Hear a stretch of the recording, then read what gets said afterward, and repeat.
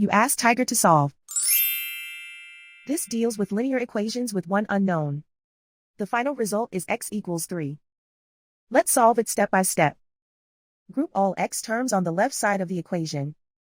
Subtract 4x from both sides. Group like terms. Simplify the arithmetic. Group like terms.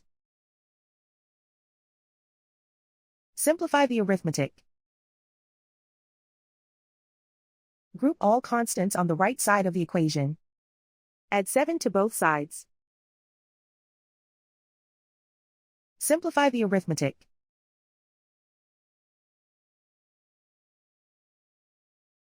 Isolate the x. Divide both sides by 5. Simplify the fraction. Find the greatest common factor of the numerator and denominator. Factor out and cancel the greatest common factor. And so the final result is x equals 3.